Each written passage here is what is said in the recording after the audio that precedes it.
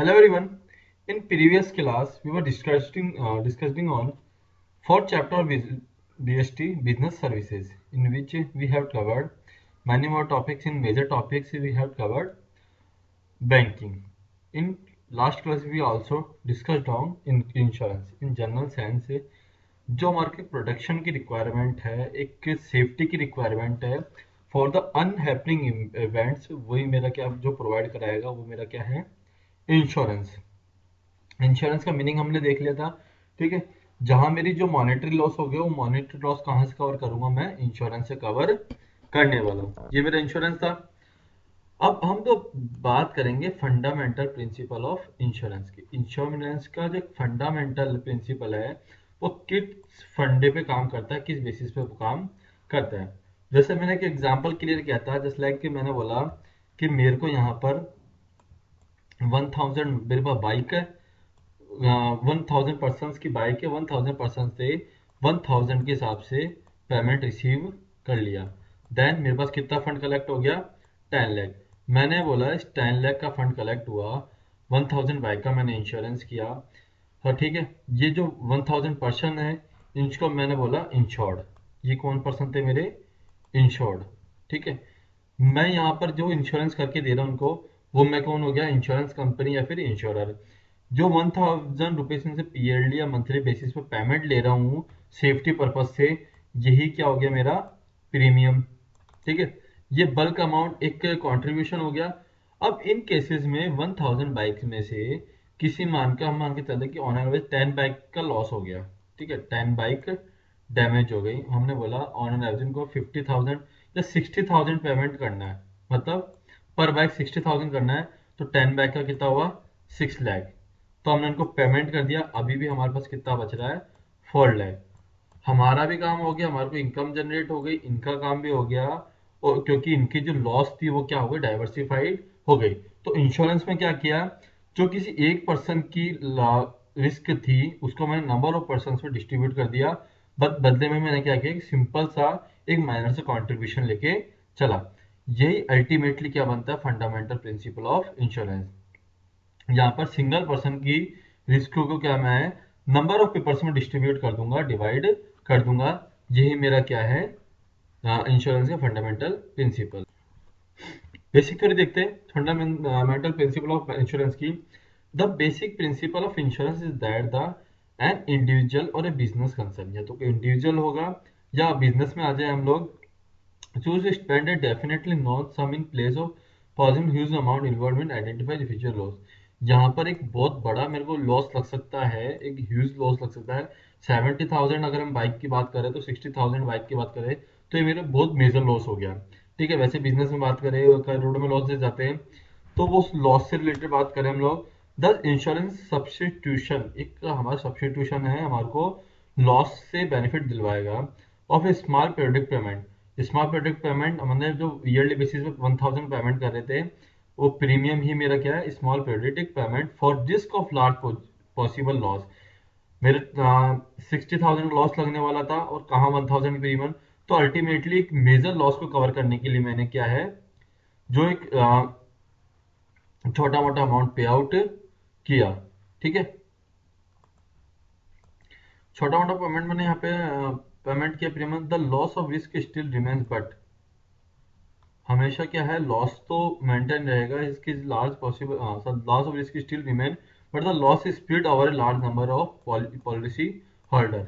Risk को हम minimise नहीं कर सकते हैं, बट हमने क्या किया, जो रिस्क थी उसको क्या, large number of policy holder, यहाँ पे 1000 पर्सन थे, उन पॉलिसी होल्डर में क्या कर दिया, सेम रिस्क को डिस्ट्रीब्यूट कर दिया। The premium paid by are pulled out of which the loss sustained are by policy holder is compensated. और जो ये प्रीमियम पे आउट कर रहे हैं, इससे हमने एक बल्क अमाउंट बनाया है, उस अमाउंट से बाकी सबको पेमेंट कर दिया। The risk are shared, it means क्या कर दिया, हमने रिस्क को शेयर कर दिया विथ अदर्स, अदर पीपल में डिस्ट्रीब्यूट कर दिया, शेयर कर दिया। From the analysis of past event of insurer and insurance company और underwriter known the probable loss caused by each type of risk covered by insurance.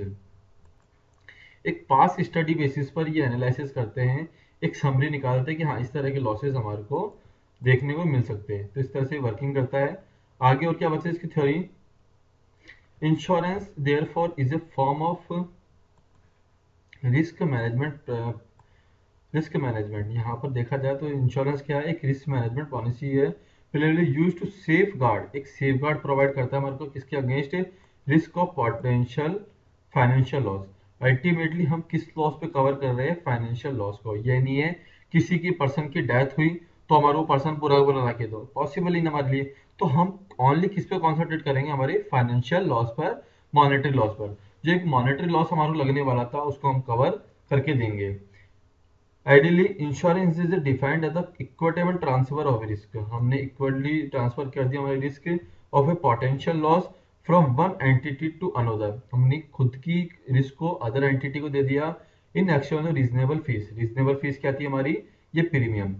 Insurance company there fees is an association, इस अब insurance company क्या है, जहां हम amount इकट्ठा कर रहे थे, वो इंश्योरेंस कंपनी क्या है, इस एसोसिएशन ग्रुप है, कॉर्पोरेशन है, या फिर कोई ऑर्गेनाइजेशन है, engage in the business of paying all legitimate claims, एक जो क्लेम जो जनरेट होंगे उनको क्लियर करेगी, arises in exchange for a fee known as premium.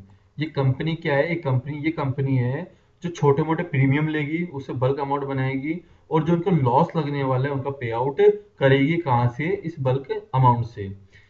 Insurance is social device, एक सोशल डिवाइस है जिसमें एक ग्रुप ऑफ इंडिविजुअल, हमारा अल्टीमेटली क्या बन गया, ये 1000 पर्सन का ग्रुप बन गया, इंश्योर्ड का ग्रुप बन गया, transfer risk to the another party, जिसने अपने रिस्क को किसको ट्रांसफर कर दिया, इंश्योरर को या कंपनी को, in order to combine loss expertise, जो लॉस को एक्सपर्ट कंबाइन करने के लिए एक्सपर्ट है, which provide for payment of losses from fund contributed. और ये कहाँ से पेमेंट करेंगे, जो हमने फंड कंट्रीब्यूट किया प्रीमियम के थ्रू, ये वाला उससे पेमेंट करेंगे बाय ऑल मेंबर। ये फंड कहाँ से बना था हमारा, ये सब पर्सन ने मिलकर पेमेंट किया था। Insurance is meant to protect the insured, अब ये पर्सन क्या कहलाए हैं, हमारे insured, against uncertain event, future हमारा डिसाइड नहीं था, which may cause disadvantage to him. अब जो हमारे को डिसएडवांटेज मिलने वाले थे, उस डिसएडवांटेज को हम लोग क्या है, कवर करके चल लेंगे। इस तरह से हमने क्या है, एक छोटा सा कंट्रीब्यूशन दे दे के एक बहुत बड़ा अमाउंट बना लिया, और इन फ्यूचर अगर किसी को लॉस लगता है तो उस बल्क में से उनको पे आउट मिल जाएगा। तो इस तरह से इंश्योरेंस कंपनी को भी इनकम हो गई, उन सबका लॉस भी क्या है, बेयर हो गया। तो यही हमारा क्या है, फंडामेंटल प्रिंसिपल है किसका, इंश्योरेंस कंपनी की वर्किंग का। ठीक है, यहां पर आगे दे रखा है फंक्शंस ऑफ इंश्योरेंस, एक इंश्योरेंस कंपनी या एक इंश्योरेंस सेक्टर के पर्सन क्या क्या वर्किंग करते हैं। फर्स्ट देखते हैं, प्रोवाइड सर्टेनिटी, हम हमारा फ्यूचर कैसा है, अनसर्टेन है, हमारी रिस्क क्या है, अनसर्टेन है, फ्यूचर हैपनिंग इवेंट हमारे हाथ में नहीं है। अगर मेरे को पता है कि मेरे को फ्यूचर में लॉस लगने वाला है, मैं कोई बिजनेस लेके चलूँ, अर्थक्वेक वगैरह, फ्लड वगैरह, कोई भी केसेस हो सकता है, अल्टीमेटली अनसर्टेनिटी है, अनसर्टेनिटी है, बट मैंने इंश्योरेंस करा लिया, मेरे को पता लॉस लगेगा तो मेरी इंश्योरेंस कवर कंपनी कवर करेगी, तो मेरा फ्यूचर क्या हो गया, असर्टेन होते हुए भी सर्टेन हो गया, मेरी रिस्क कवर होने वाली है। Insurance provides certainty of payment for the risk of loss, अगर कोई रिस्क ऑफ लॉस होगा वो कौन पे आउट करेगा मेरे को, मेरी इंश्योरेंस कंपनी।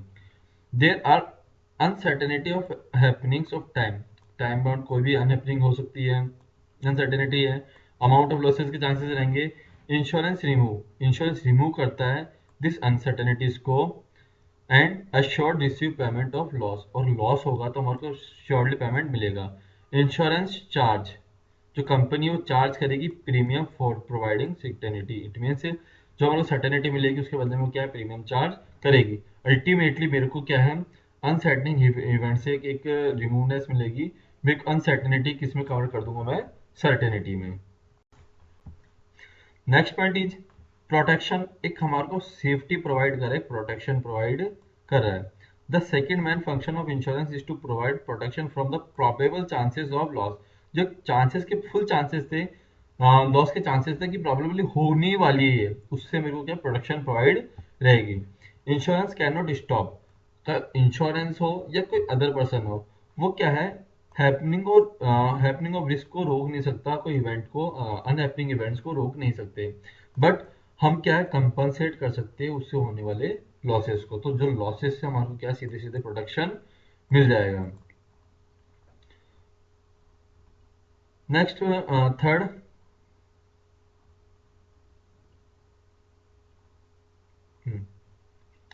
Risk sharing. हमने जनरली देखा था एक सिंगल पर्सन की रिस्क को क्या है हमने डिवाइड कर दिया। On happening of a risk event the loss is shared by all the person expose to it.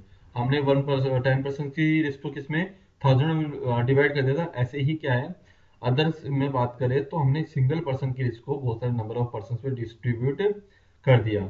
The share is obtain from every insured member by way of premium. अभी कैसे distribute किया तो सीधा सीधा फंडा था कि प्रीमियम के थ्रू जो मेरे पास एक बल्क क्रिएट हुआ उससे मैंने उसको पेमेंट किया है। मेरी जेब से कुछ नहीं दिया मैंने, मैंने जो प्रीमियम आया उससे ही उनको पेमेंट किया है। Assist in capital formation. एक तो होता है मेरे पास 1000 रुपीज था मेरा यूजलेस था, बट यहाँ पर 10 लाख रुपीज आ गए मेरे पास, तो एक कैपिटल फॉर्मेशन हुआ है, बल्क अमाउंट हुआ है। अगर नीड है तो मैं उसको यूज करूंगा, अगर कोई एक्सीडेंट नहीं हुआ, कुछ नहीं हुआ, तो उसको इन्वेस्ट कर दूंगा। इन्वेस्ट करूंगा तो मेरे को एडिशनल इनकम और मिलने वाली है, तो ये क्या है कैपिटल फॉर्मेशन होगा जिससे हम उनको इन्वेस्टमेंट भी कर सकते हैं। द एक्यूमुलेटेड फंड 10 लाख का फंड बना था हमारे पास of the insurance received by the way of premium payment made by insurer invested in various income generating scheme. जहां मेरे को लगता है यहाँ से इनकम जनरेट हो सकती है वहां से मैं उसको इन्वेस्ट भी कर सकता हूँ। जब नीड होगी तब उसको निकालेंगे, बट एक बार तो मैं उसका यूटिलाइज कर पाऊँ, उससे एडिशनल इनकम जनरेट कर पाऊँ जिससे मेरे को एडिशनल प्रॉफिट हो या फिर अदर हमारे को बेनिफिट मिलने वाले। तो ये हमारे फंक्शंस हो गए। नेक्स्ट टॉपिक हमारा प्रिंसिपल ऑफ इंश्योरेंस। वो जो बात करें तो ऊपर वाले टॉपिक वो था मेरा फंडामेंटल प्रिंसिपल। एक फंडा फंडा क्या है उसके पीछे, तो दोनों पॉइंटों में डिफरेंशिएट है, फंडामेंटल प्रिंसिपल्स में और प्रिंसिपल्स में। एक प्रिंसिपल्स इन द सेंस यहाँ पे बात करें कि जब भी इंश्योरेंस करने जाएंगे तो बहुत सारे पॉइंट हमारे कंसिडर करके चलने। फंडामेंटल प्रिंसिपल्स तो अमाउंट की बात करें तो कैसे वर्किंग करता है, बट प्रिंसिपल्स में जो वो रूल्स रेगुलेशन जो कंपनी को भी फॉलो करने हैं और इंश्योर्ड को भी फॉलो करने हैं, वही मेरे क्या है प्रिंसिपल ऑफ इंश्योरेंस। थोड़ी समझ में आ जाएगा। The principle of insurance are the rules of action कि क्या क्या रूल्स हमारे को मेंटेन करने हैं और conduct adopted by the stake holder जिसने पॉलिसी ली है involve in the insurance business.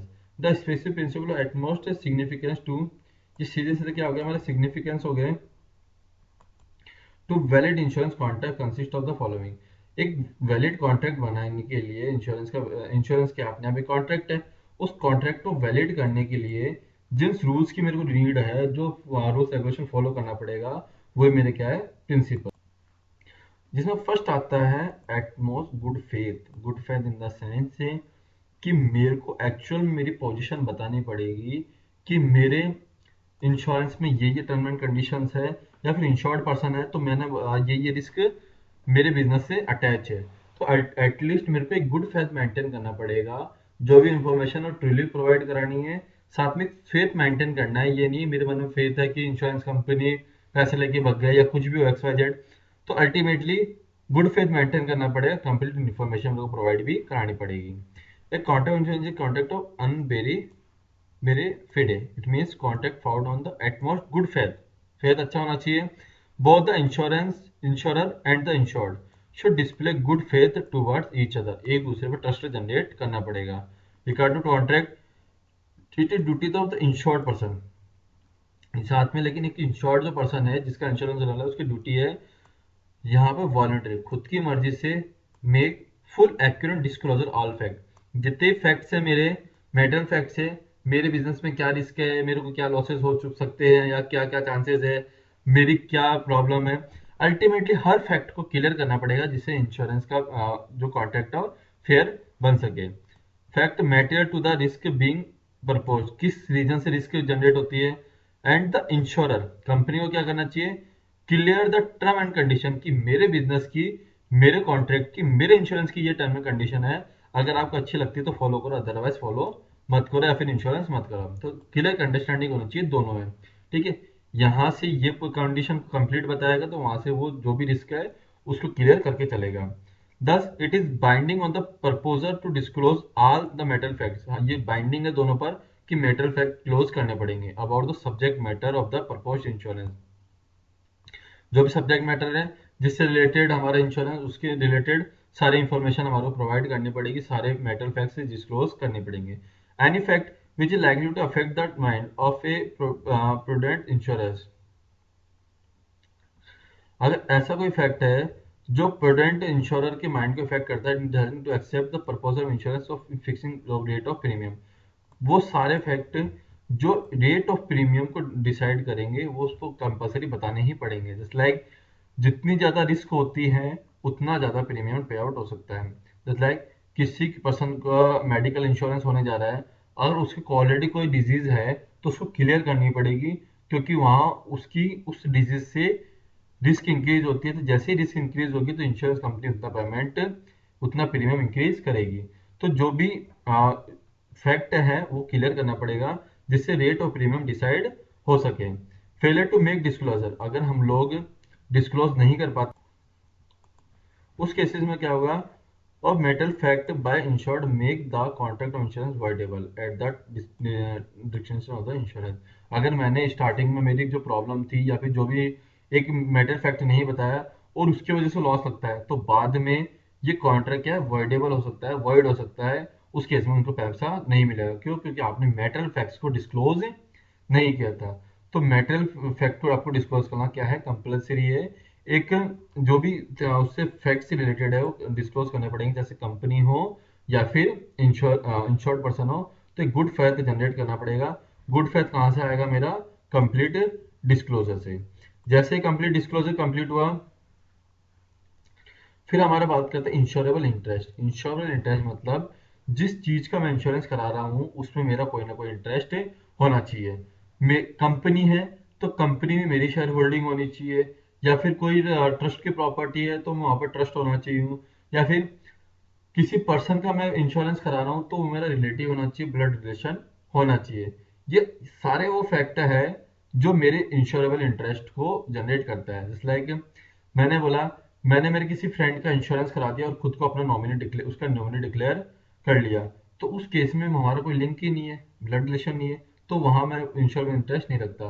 But ऐसा कोई लिंक था जिसमें इंश्योरेंस इंटरेस्ट होता है, लाइक मैंने बोला कि वो जो मेरा फ्रेंड था मेरा बिजनेस में मेरा बिजनेस पार्टनर भी है, या फिर मेरे बिजनेस का, मेरे कंपनी का एम्प्लॉय है, तो उसके जाने से मेरे बिजनेस में बहुत बड़ा लॉस लगेगा, मेरे बहुत सारे काम अटकने वाले।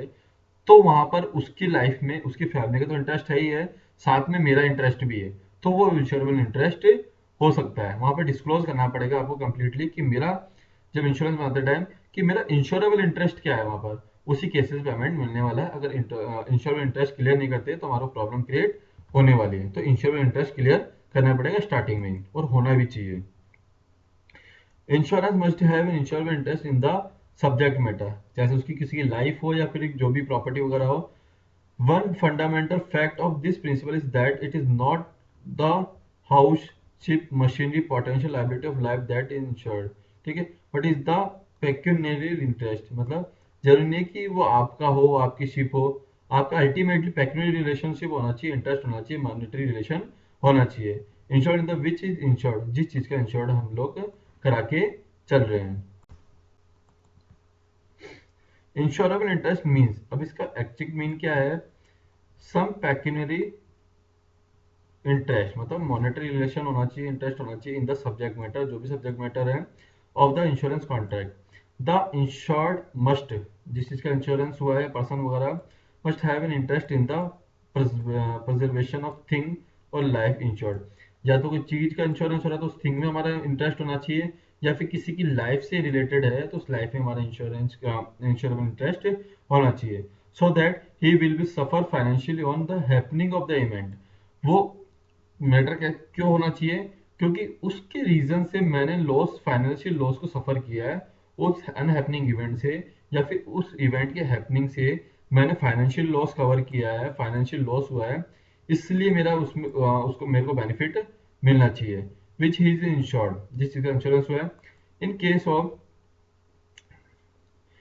इंश्योरेंस प्रॉपर्टी, प्रॉपर्टी की बात करें insurable interest of insured in the subject matter of the insurance must exist at the time of happening of the event. साथ साथ जब हमने इंश्योरेंस कराया था तब तो होना ही होना चाहिए, साथ में ये भी देख के चलना कि जिस टाइम वो इवेंट हैपन हो रहा है उस टाइम भी हमारी उस चीज में इंश्योरेंस इंटरेस्ट होना चाहिए। In order to name insurable interest however it is not necessary that one should be owner. जरूरी नहीं है उस प्रॉपर्टी का ऑनर हो in your. For example, just trust में भी कोई प्रॉपर्टी पड़ी हो, मैं ट्रस्ट के नाम से अपने ट्रस्टी होकर उससे अपने नाम से इंश्योरेंस करा लेता, तो वहां पर मैं क्या हूँ, मेरा इंश्योरेबल इंटरेस्ट है। जरूरी नहीं है मैं उस प्रॉपर्टी का ऑनर हूँ, मैं ऑनर नहीं हूँ, मैं ट्रस्टी हूँ, मेरे ट्रस्ट में है, फिर भी मैं वहां क्या हूँ उसका बोलते हैं ना सीधे सीधे मेरा इंश्योरेबल इंटरेस्ट है। तो यहाँ 2 पॉइंट्स हमारे कंप्लीट हुए, एटमॉट गुड फेथ और इंश्योरेबल इंटरेस्ट, जहाँ सीधे सीधे में क्या होगा, इंटरेस्ट होगा उस प्रॉपर्टी में। नेक्स्ट पॉइंट हमारा है इंडेमनिटी। इंडेमनिटी मीन सीधे सीधे होता है compensation, compensation in the form of monetary. Monetary form से रिलेटेड हम लोग वर्किंग करने वाले हैं। ये नहीं है कि मेरा अगर किसी पर्सन की बात करें, लाइफ इंश्योरेंस के केसेस में बात करें, पर्सन की डैमेज हुआ है या पर्सन हमारा गया है तो वो पर्सन एज इट इज है, नो, हम रिलेटेडली किससे बात करेंगे, मनी से रिलेटेड। तो ये जो मेराइन इंश्योरेंस होगा या फिर फायर इंश्योरेंस होगा उसी में ये आने वाला है। लाइफ इंश्योरेंस में पॉइंट नहीं रहेगा, हम यहाँ पर किससे रिलेटेड बात करेंगे, ओनली मनी से related. Indemnity, the insurance contract of fire and marine insurance are contract of indemnity. ठीक है, इंडेमनिटी के दोनों according to it insurer undertake to put the insured the event of loss. यहाँ पर जो एग्जैक्ट लॉस लगा है वही पेमेंट करेगा the same position that he occupied immediately before the happening of the event of insured against. यहाँ पर उसकी वही पोजीशन होगी, मतलब वो एज इट इज ला के देगा जहाँ उसको लॉस लगा है। ठीक है, in other word the insurer undertake to compensate the insured for the loss cost to him or her due to damage or destruction of the property insured. मतलब जो एग्जैक्टली लॉस लगा है वो पे आउट करेंगे अल्टीमेटली, जो उनको जिस पोजीशन में थी वो चीज, जो प्रॉपर्टी, उसको उसी पोजीशन में लाके देंगे। जो एग्जैक्ट लॉस है वो एग्जैक्ट लॉस उसको प्रोवाइड कराएंगे। The compensation payable and the loss suffered are to be measured in term of money. Ultimately वो जो चीज है उसको मनी में हम लोग काउंट करके उसको पेमेंट करेंगे। The principle not applicable on life insurance. Life insurance में क्यों कवर नहीं कर सकते, क्योंकि वो एज इट इज उस पर्सन को प्रोवाइड नहीं कर सकते। तो इसने बोला फायर में या फिर मैराइन इंश्योरेंस में वो चीज एज इट इज अवेलेबल हो सकती है मनी के थ्रू, तो पॉसिबल है, तो हमने बोला वहां पे इंडेमनिटी रहेगी। बट लाइफ इंश्योरेंस में एज इट इज चीज प्रोवाइड हो वैसा पॉसिबल नहीं है, इसलिए हमने क्या बोला वहां पर लाइफ इंश्योरेंस में इंडेमनिटी नहीं रहेगी। नेक्स्ट पॉइंट आता है हमारा proximate cause.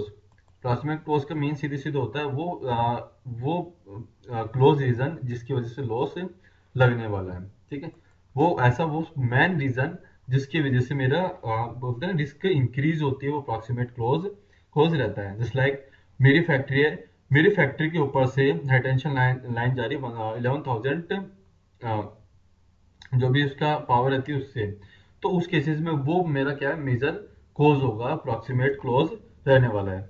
According to this principle an insurance policy is design to provide compensation only for such losses are caused by perils which are stated in the policy. हमने यहाँ पर उसी causes का payment मिलेगा जिस कॉजेज के लिए, जो कॉजेज हमारे उसमें लिखे हुए थे। मैंने इंश्योरेंस कराते time high tension line explain कर दी थी, तो उससे कंपनसेशन मिल जाएगा, उस अकॉर्डिंग प्रीमियम मिल लेंगे।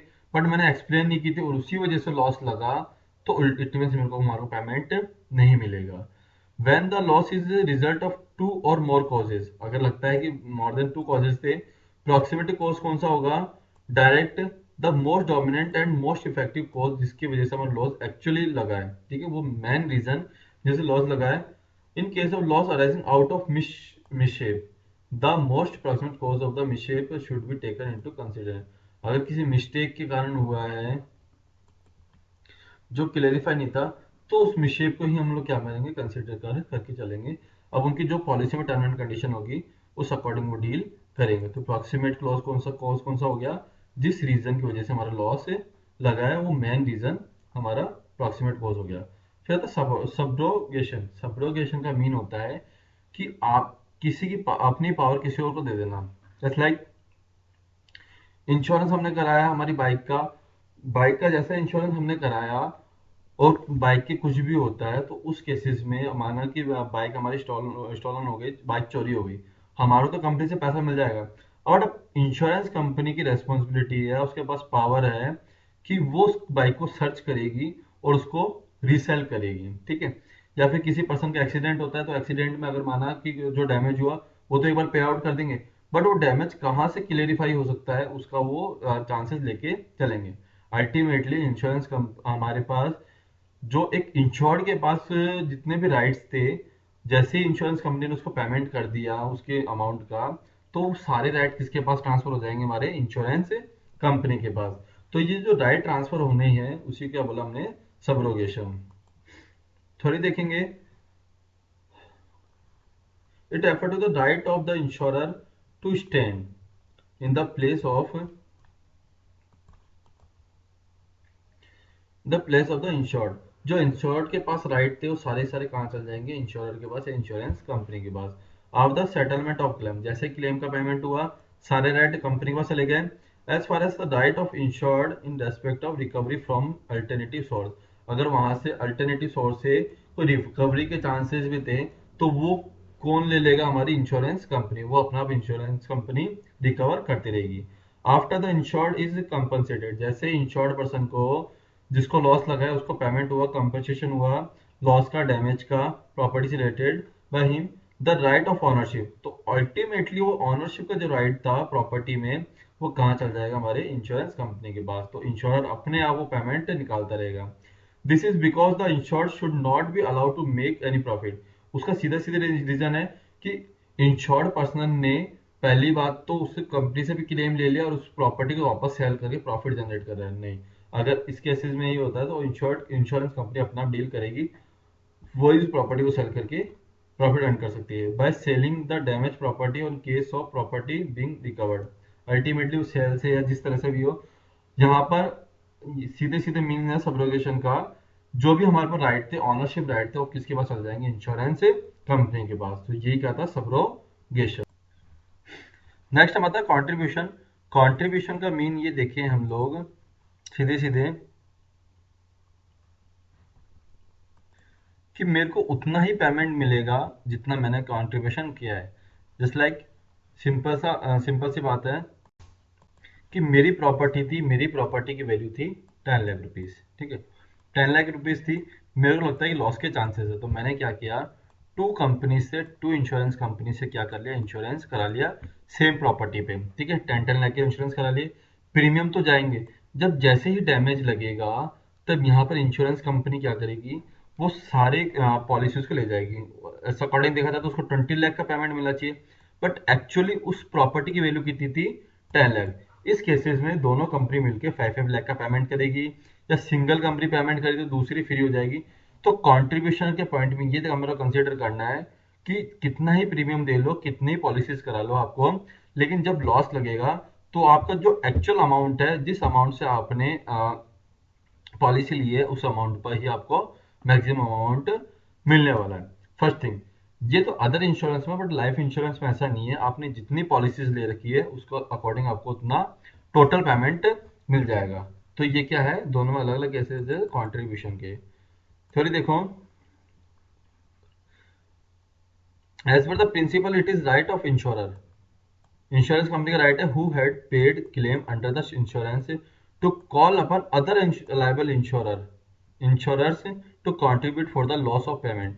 कई बार लगता है कि पता चलता है हमारे को डबल इंश्योरेंस हुआ है तो हम जो अदर वालों को उनको कंट्रीब्यूट करने के लिए भी बोल सकते हैं।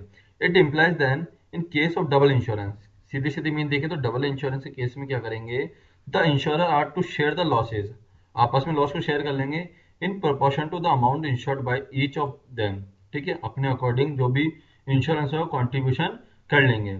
इन case of there is a loss हुआ where there is a more than one policy on the same property, एक ही प्रॉपर्टी पर मोर देन वन पॉलिसी है, insured will have no right to recover more than in full amount of इस actual loss, वो actual loss से ज्यादा cover नहीं करेगा। मतलब 10 लाख की प्रॉपर्टी है तो 10 लाख ही कवर कराएगा, जैसे कितने ही इंश्योरेंस पॉलिसी उसके पास रहेगी। If the full amount is recovered from one insurer, अगर लगता है एक इंश्योरेंस कंपनी से सारा पैसा मिल गया, right to obtain further payment from other insurance is ceases. तो ऑटोमेटिकली अदर कंपनी को पेमेंट देने की रिक्वायरमेंट नहीं है। जो हमारे पास राइट था कि अदर कंपनी से भी मनी हम लोग लेके चलेंगे, कंट्रीब्यूशन लेके चलेंगे, तो उसकी रिक्वायरमेंट नहीं है, हमारे पास वो राइट खत्म हो गया। ये तो सिंपल थे। अब होता है मिटिगेशन। मिटिगेशन का मीन है कि इंश्योरेंस करा ले, इसका मीन इट मीन ये नहीं है कि हम एक टेंशन फ्री हो जाएगी, हम तो हाँ ठीक है लॉस लगेगा इंश्योरेंस कंपनी देखेगी, नहीं। बाइक इंश्योरेंस मैंने करा ले थे, नहीं बाइक को हवा में उड़ाता फिरूंगा कहीं भी, बोलते ना साउथ का हीरो बन गया, बाइक चलाता था छोड़ दिया ट्रक में जागूसी अपना करते रहेंगे इंश्योरेंस वाले, नो। यहाँ पर जितना इंश्योरेंस कंपनी के पास पावर है, ऐसी सारी प्रॉब्लम, ऐसी सारी बोलते हैं ना कि सॉल्यूशन मेरे को भी लेके चलने पड़ेंगे। सेफ्टी खुद के हाथ में अगर लगता है इंश्योरेंस कंपनी को इसकी नेग्लिजेंस की वजह से ही रीजन से हुआ है, तो उस केस में इंश्योरेंस नहीं मिलेगा। मैंने मेरी फैक्ट्री का इंश्योरेंस कराया, फायर इंश्योरेंस कराया, और मेरी मिस्टेक के कारण ही मैंने उसमें बोलते हैं ना फायर जनरेट कर दी, तो उस केस में मेरे को नहीं मिलेगा। मेरे को जो फायर सेफ्टी डिवाइस थी वो यूज करनी पड़ेगी। अल्टीमेटली आपको इंश्योरेंस होने के बाद भी आपको सेफ्टी फीचर्स यूज करने पड़ेंगे। अगर लगता है आपने यूज नहीं किया, आपने अपनी नेग्लिजेंस की है, तो भी आपको क्लेम नहीं मिलेगा। The principle state that is duty of the insured. Insured की ड्यूटी रहेगी take reasonable step to minimise the loss. यहाँ पर हमारी लॉस को मिनिमाइज करने की ड्यूटी उस पर्सन की रहेगी, डैमेज और इंश्योर्ड प्रॉपर्टी, जो इंश्योर्ड प्रॉपर्टी है जो डैमेज होने वाला है उसको मिनिमाइज करने की।